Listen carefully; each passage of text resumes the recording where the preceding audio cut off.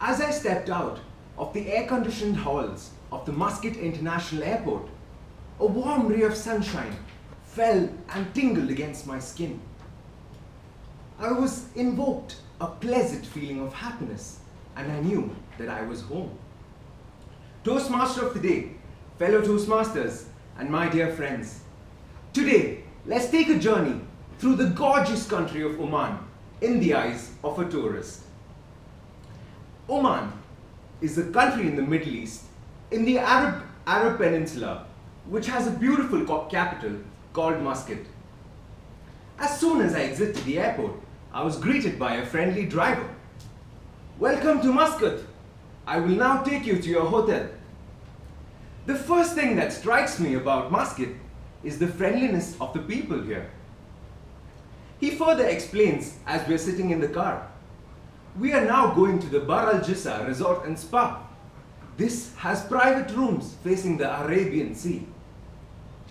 As soon as we reached the resort, we were shocked and amazed. They greeted us with Omani kawa, or coffee, and dates. Picturesque beaches, immense beautiful views, and warm sunshine. It was literally heaven on earth, as you can see by the pictures here.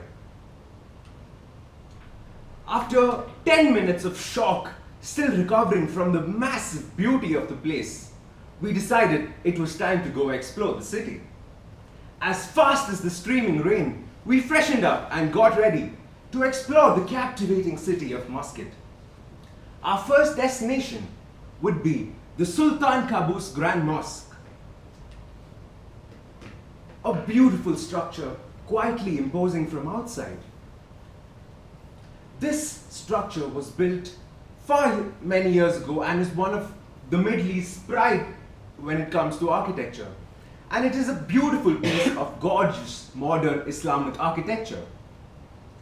The Persian rug that is found inside this mosque is the second largest in the world and took 600 women 4 years to make. The peaceful and serene moments that you spend inside this mosque are moments that no individual can ever forget. Next, we decided to head to the beautiful Wadi Bani al-Khalid, an oasis in the middle of barren and dry desert. Water flows from upstream, coursing through the mountains, collecting in huge pools with a bluish-green tint.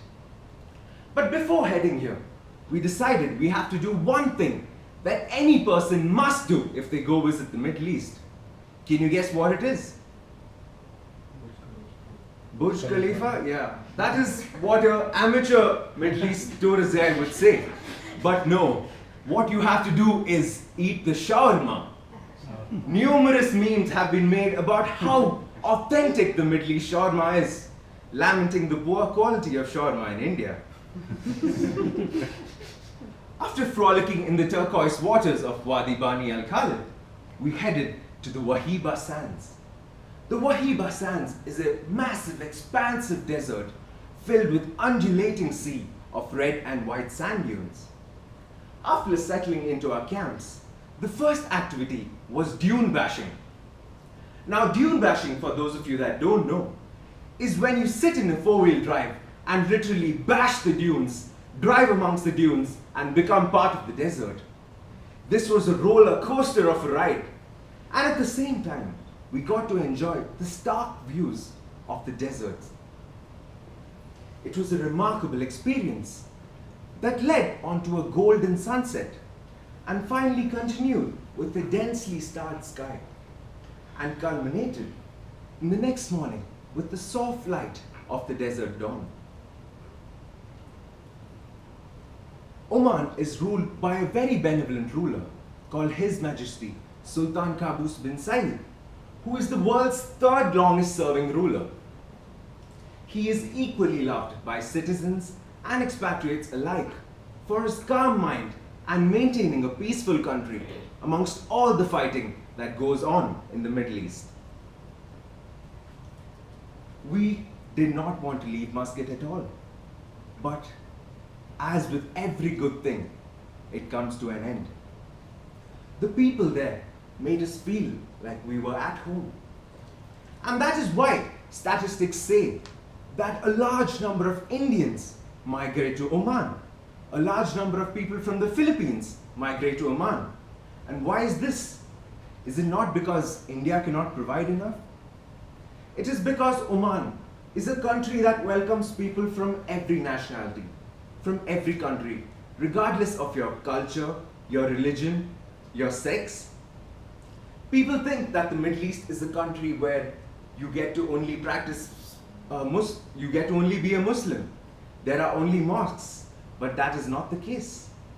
Oman is a beautiful country where if you actually go to the religious area, and this is called Ruwi, you find that there is a mosque, a church, and a temple, all in the same compound, coexisting perfectly in harmony. Pretty soon, after a scrumptious and delicious breakfast at the Wahiba Sands, it was time to leave for home. But not one of us wanted to leave. It is possible and very perfectly named slogan, "Beauty has an address." And this is the slogan for tourism of Oman. And I think it is a very apt slogan. With heavy hearts, we bid adieu to the mesmerizing expanse of a city that was Muscat and the beautiful country that was Oman.